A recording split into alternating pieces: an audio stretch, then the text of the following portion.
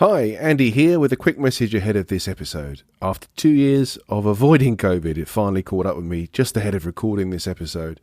So I hope the quality of my voice doesn't detract from your enjoyment of the episode. But the show must go on, so let's crack on.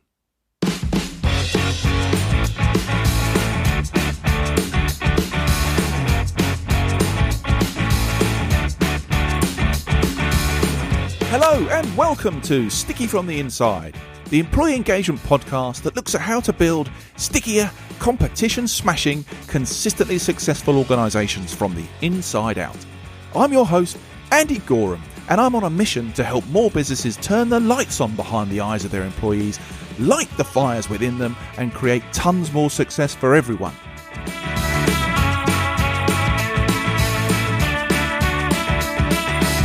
This podcast is for all those who believe that's something worth going after and would like a little help and guidance in achieving that.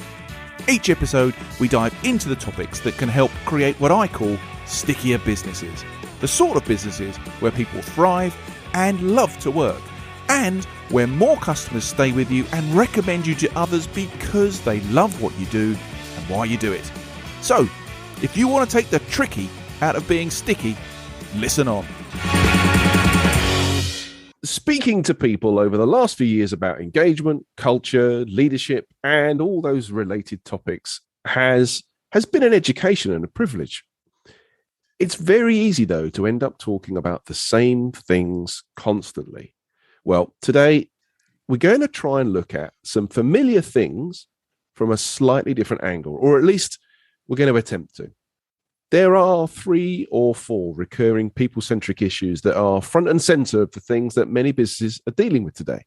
Stuff like the Great Resignation, or as the Brits sometimes call it, the big quit, the battle for talent, engaging communication, and the whole topic of remote and hybrid working.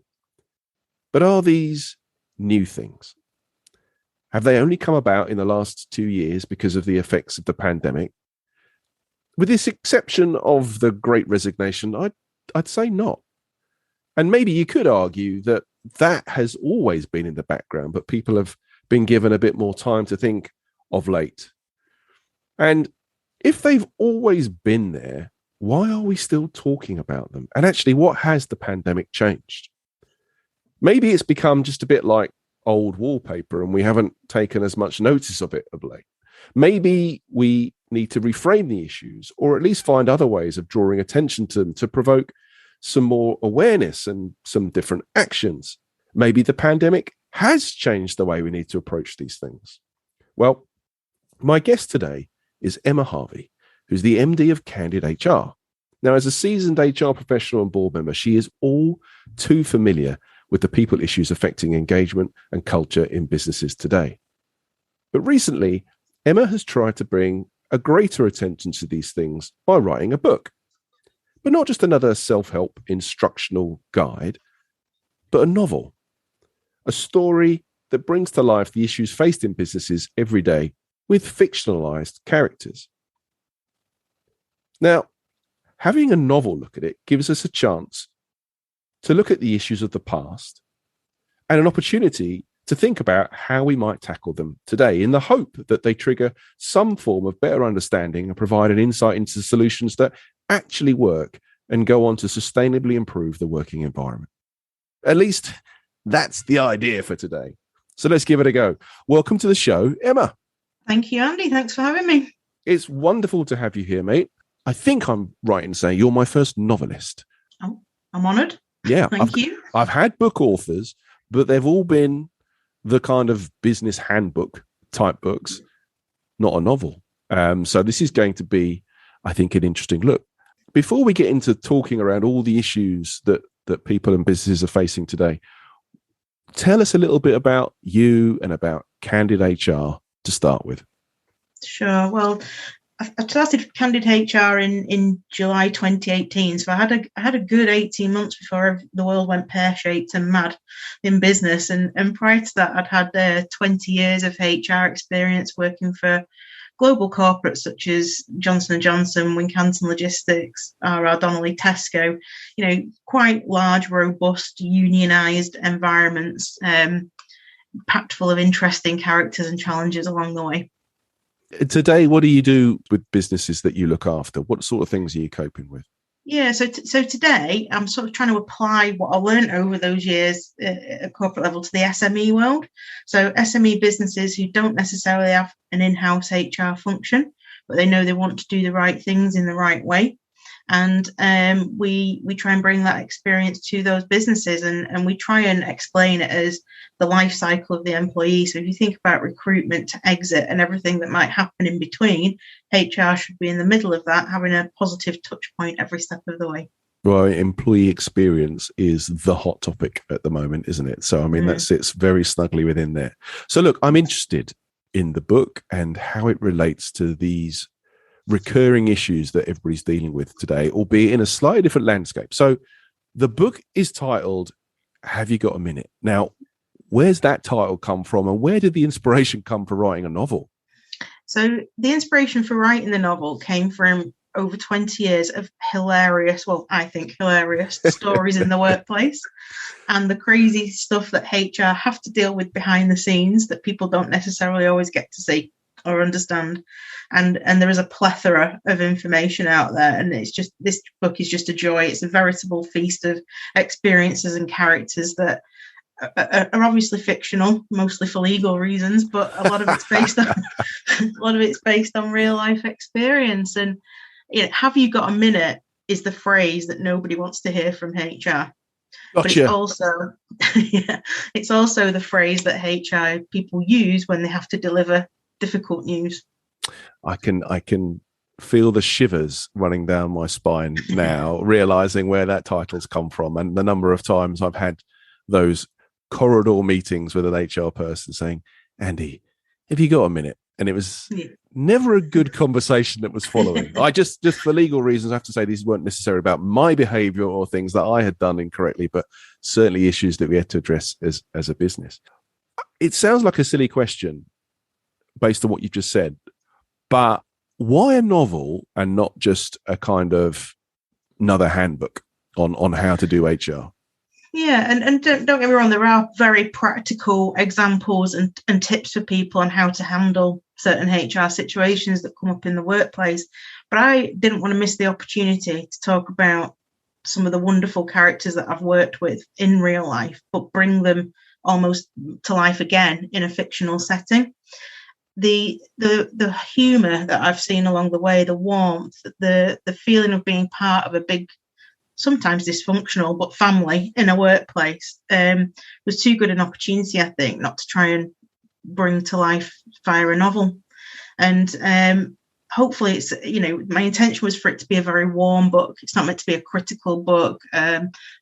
Sometimes HR people are accused of being aloof and not really in touch and sitting in an ivory tower.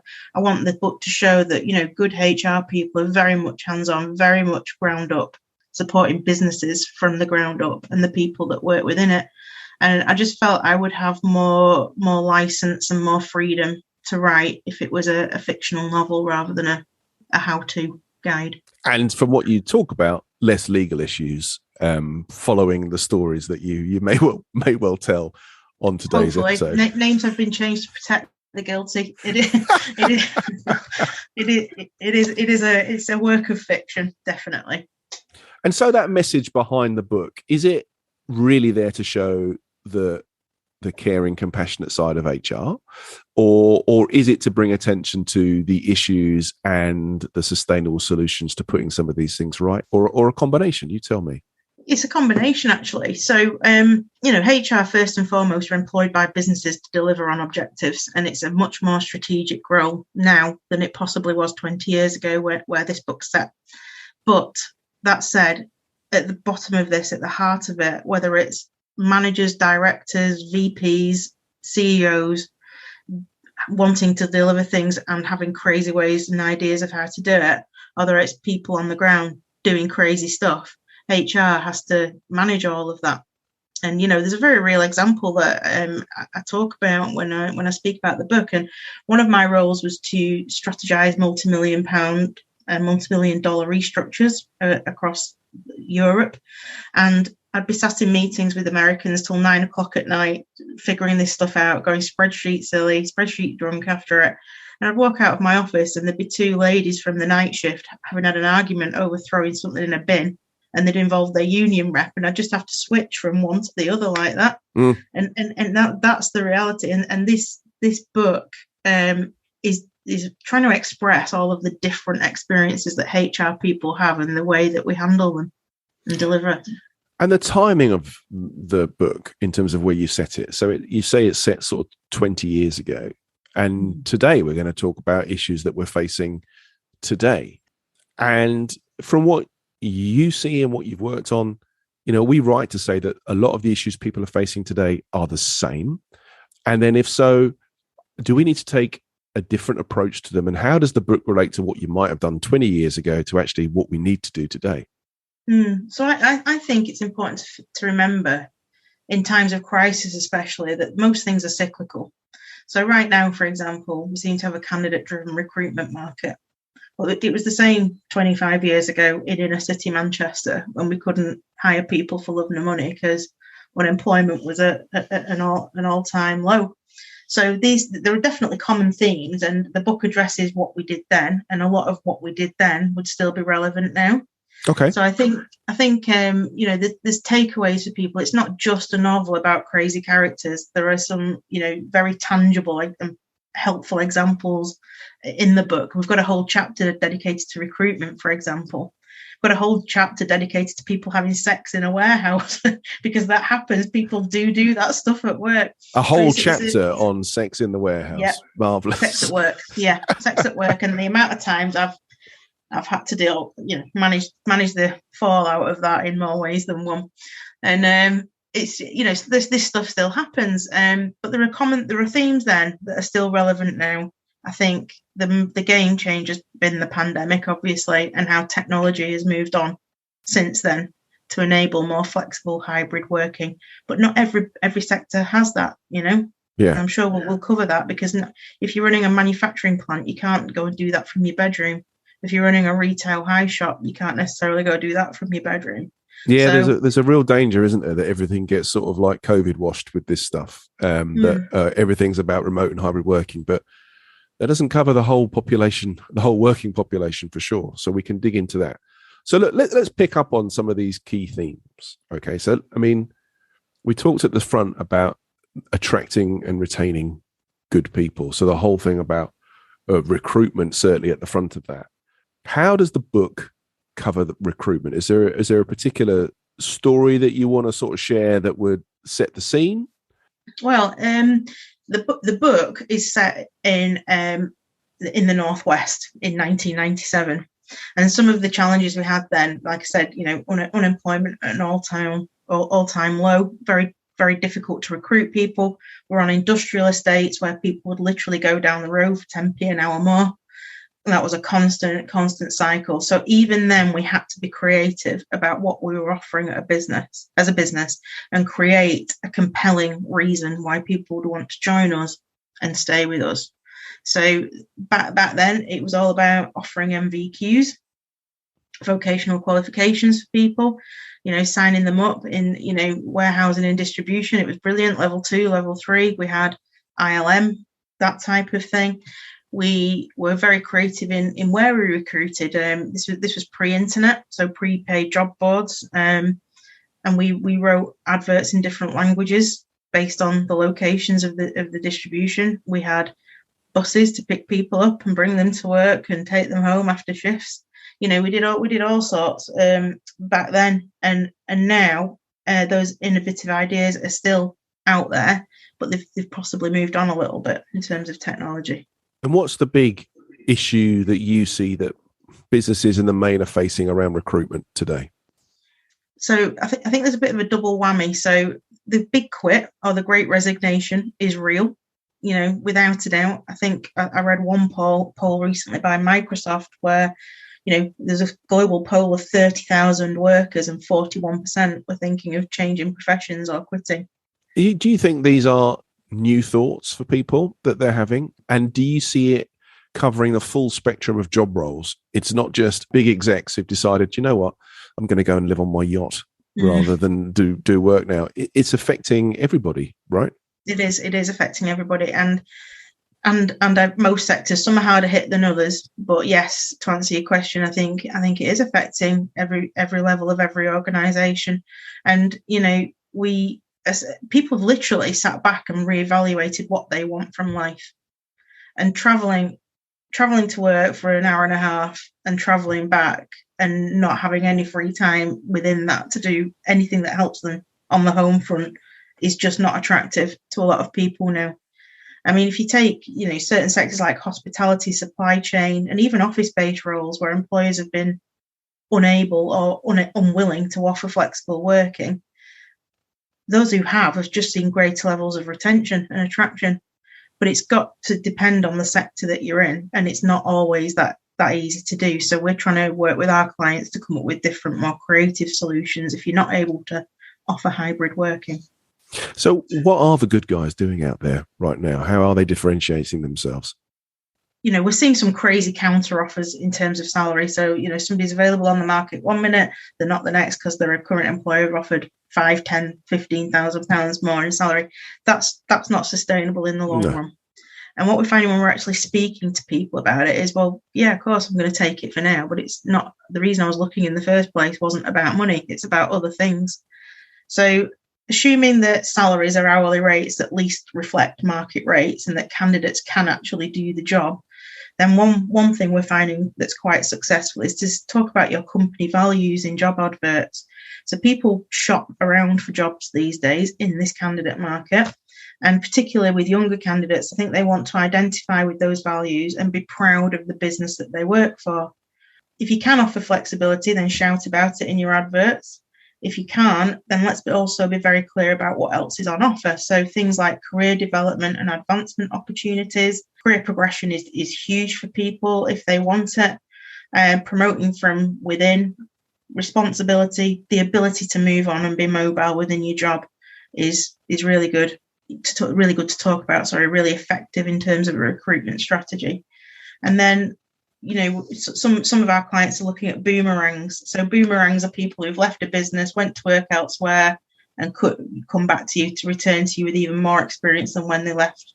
Those candidates hit the ground running because they already know your business and your culture, and you stand more chance of attracting them back if they've still got friends in the business who speak well of it. Well, I think that connection to a business comes through people and the values match up, doesn't it? And just picking up on that values piece, I think that's really interesting. I would say that because I'm a big fan of values, and a lot of the work that I do with clients is around discovering and setting and embedding values within a business. And I will always espouse that these are important things. But it's interesting to hear from an HR practitioner dealing with lots of businesses about just how important putting your distinguishable values out in the marketplace are in attracting and retaining the right people. So from your perspective, it's not just a whim, it's not just a nice to have, this is demonstrably getting hold of decent people for your business. It is absolutely. And we track it. So we make data-driven decision making. So we track where we hire people from, how long they stay with the business, the cost of hire as well, and the cost of onboarding and training. And that enables us to make sustained improvements in the recruitment process and informs our decisions on how we do it next time. Emma, does it take longer, that process of recruitment, to sort of sift through people who then have some kind of affinity or alignment to those values and that's what's drawn them in? Or is it there is no time difference? It's just you're just attracting a different person right from the start. But the knock-on effect here is better retention, right? Exactly that. So it might be a bit more time investment up front, but it will save you time and money later. So, and we take away all that pain for our clients because we do that. And we do that through, technology by asking the right questions as people apply for jobs online. We ask it in interviews, we interrogate it. And by the time a client sees a candidate, we've already done that alignment piece. And within the book, are there any kind of stories or attitudes or daft characters that you'd like to share that sort of like accentuate this kind of issue of making the right choices and doing the right things to recruit the right people?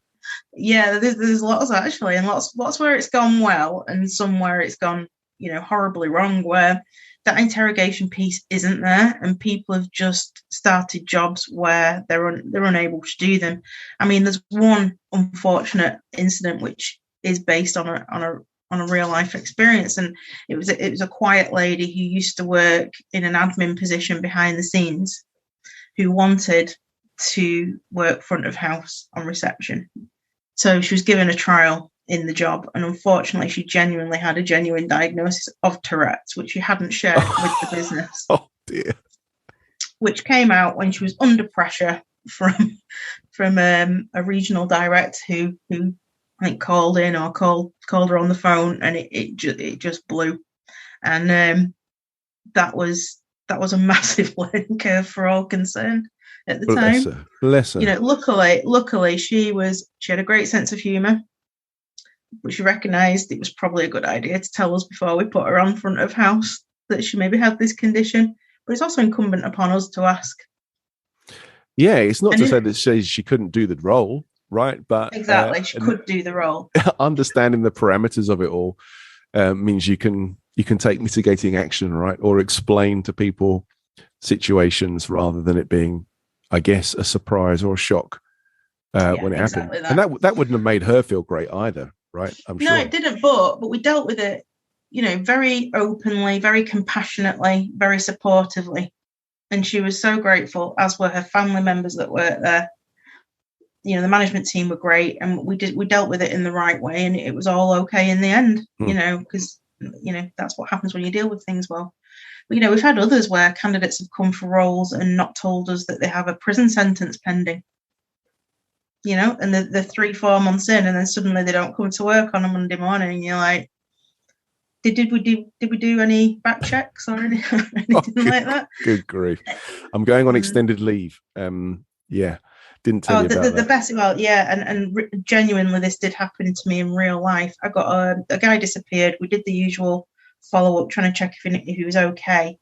And the next thing, I got a letter from on prison paper, basically, and he'd gone to prison, and he said, "I'm not going to be around for a couple of years, but could you keep my job open, and please could you ask Fred on B shift to do the lottery for me while I'm away?"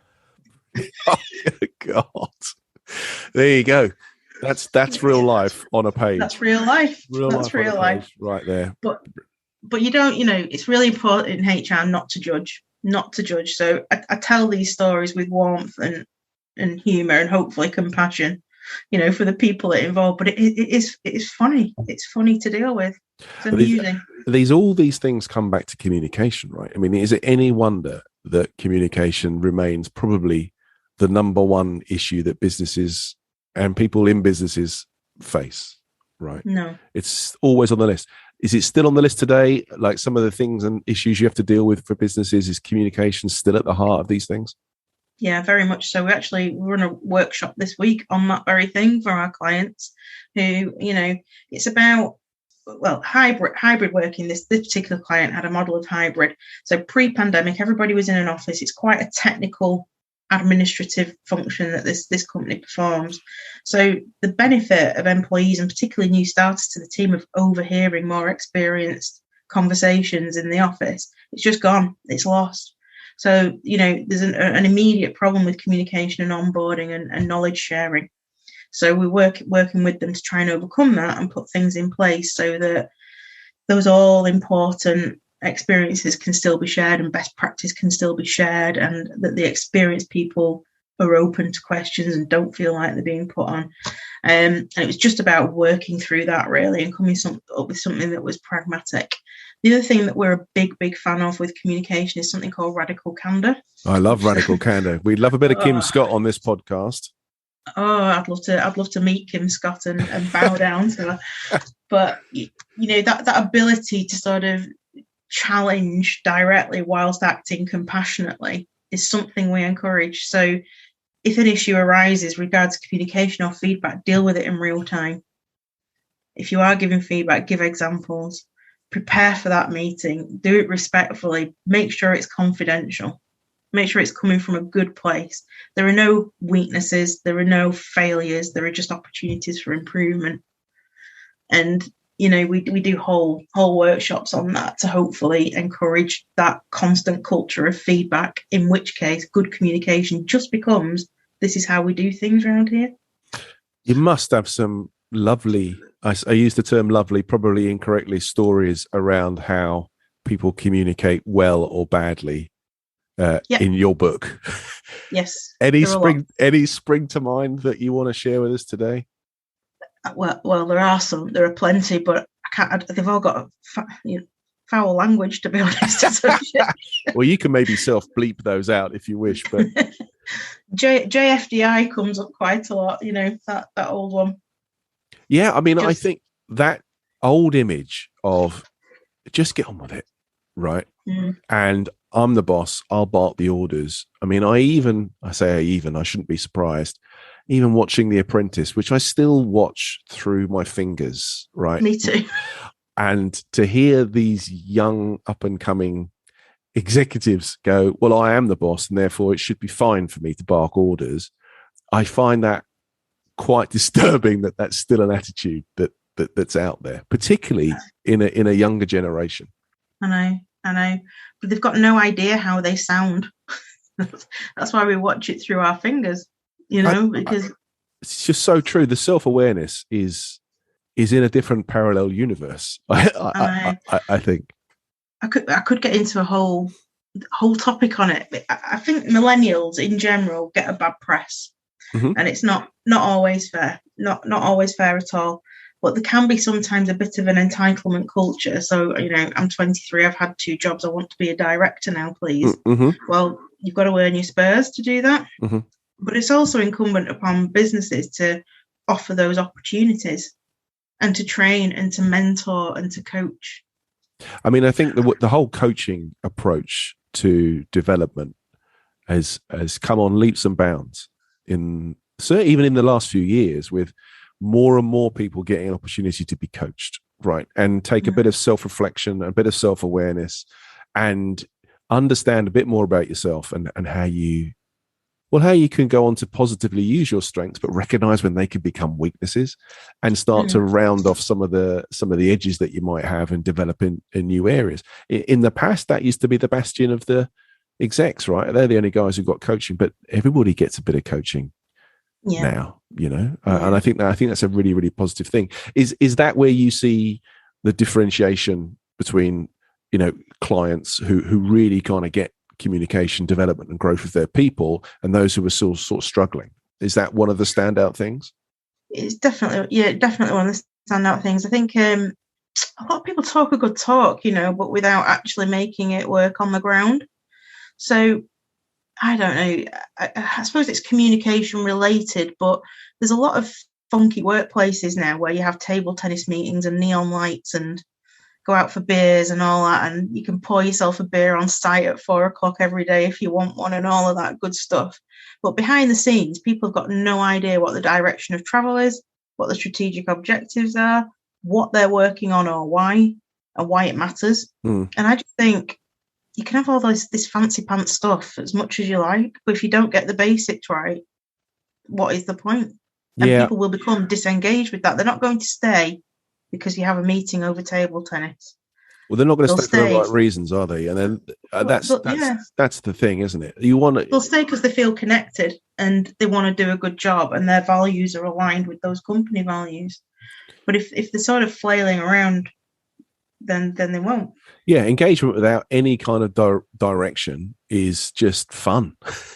That's not really going to help drive the business forward. And at the end of the day, and I say this honestly, engagement is an outcome of setting the right direction, of focusing on the people, but making sure that everybody understands their place in delivering the strategy.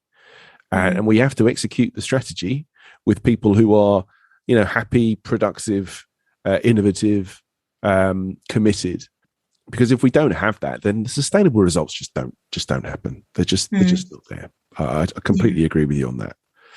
We have to sort of cover off, I know we've touched it a couple of times, but we have to cover off this remote and hybrid working. I just have this thing that there's a danger of this becoming kind of almost middle management washed everywhere. Everybody's affected by remote and hybrid working. That's not that's not the case. Not every job, not every industry, not every business can even offer this sort of stuff. So what is going on? What are you seeing on the sort of wider landscape? Yeah, so it's definitely going on for office-based roles. You know, we're seeing city centres empty, which isn't necessarily a great thing, but people do want to work from home. However, if you're running a manufacturing plant, you can't do that from home. If you're running a retail shop, you can't do that from home. But there's a lot to do. There's a lot you can do in those sectors. So you can start with the basics as a minimum. So employees need to feel that they can come to managers and ask for things like time off for hospital appointments, emergency childcare, or flexible working. Any business can offer that, and make sure that that's how it works in practice. Doesn't necessarily mean working from home, but it can mean flexible start and finish times, split shifts, a review of core hours. But the key to success with any of this is communication and fostering that open culture where it's okay for these questions to be asked. And I read a great quote about this the other day, actually. No matter which sector you work in, it's really about humanizing work. A lot of employees are asking, how has this company that I've given a lot to looked after me, my well-being and happiness during this crazy time that the world's been through? And if employers have been negligent in this respect, then people will leave to go somewhere they feel valued, whether that's an office role or a shop floor role or anything in between. Yeah, listen, I'm 100% in line with that comment. I worry when I hear people say, well, look, people are just grateful to have a job, because maybe that was true. And maybe it's certainly true in the past, and maybe it's true of some people today. But I think the vast majority of people are now wanting something more. And I think being more human at work, without wanting to sound like a hippie commune or anything like that, I think it's just about having a duty of care as an employer for the people, who work with you, right? The same as you would look after your friends and your family. You need to take this kind of outlook for the people that work for you if you want a growing, sustainable business. Yeah, exactly that. So, like it or not, the recruitment market has changed. And like it or not, it's more of a two-way process than it ever was. In fact, the balance is in favour of candidates, and they will shop for jobs like we shop for food. They will look at what they want and what they don't want, and they'll make decisions, based on that. I spoke to someone the other day who was doing some interviews, and they were genuinely surprised when the candidate said to them, "Why should I work for you?" They were kind of taken aback for a second and like, hang on, that's my question. I'm supposed to ask you, why would you want to work for us? And to me, I was like, you shouldn't be surprised. That's the reality. That's a lovely little vignette of what it's like today. Yeah, exactly that. And I think the employers that recognise that will be successful, and the ones that don't will be left behind reputationally, credibility. People talk, Glassdoor, reviews, you name it. You want to be an employer of choice, I would suggest. And that starts for me with recruitment and putting the candidate journey at the fore of that process, rather than what we want from you or what can we offer you. What can we offer you to keep you and keep you engaged? And, it's the very first point of the employee life cycle, recruitment. So right from the start, we should be thinking about that candidate's experience, which will become the employee experience, and creating the right culture should be a given. I think that's 100% correct, Emma. I mean, I just think it shouldn't sound weird. It shouldn't sound like a new thing. And I guess it isn't a new thing. And that leads me to think about your book again. You sort of said the book was written, in the context of 20 years ago. And the landscape's changed today. When you look at the book and how you've written it, what are the biggest changes you think in issues and approach back then to what we're facing today? Well, I think the role of HR has just become a lot more strategic than it was in 1997. I mean, personnel used to be tea and sympathy, paying people in brown envelopes and things like that, and it's not now. We've had to grow up as an industry. We've got the chartered, the CIPD now, the Chartered Institute, which we didn't have back then, as a mark of our strategic sort of experience and input.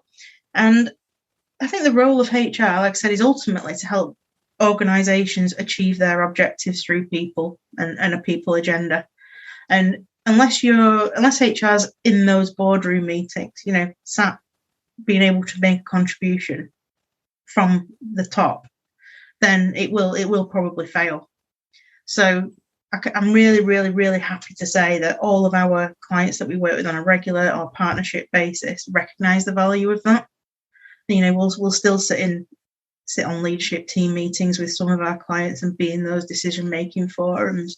And that's brilliant because they see the value. Those that don't, unless you're a pure sort of tech-based company that doesn't rely on people at all, you will be left behind. And I think the role of HR has evolved, businesses have evolved, technology's evolved, but at the crux of it, at the bottom of it, managing people well is still really important. Yeah, and that has been the constant all the way through, right? With everything else is changing, nothing happens without the people at the end of the day. No. But, things have moved on tremendously. Laws have changed. We didn't have the Equality Act back then.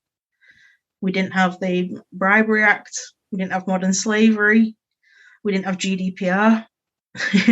So things have changed immensely, and it's up to HR to help other managers and directors in businesses to navigate those changes and make practical solutions on the ground. And not just box tick either, Emma. Come back to the whole coming from a good place perspective. I mean, that should be for me a kind of theme that runs through everything, right? Come with the good intentions and match it up to business desires and needs and strategies, and have a good, strong support of your people.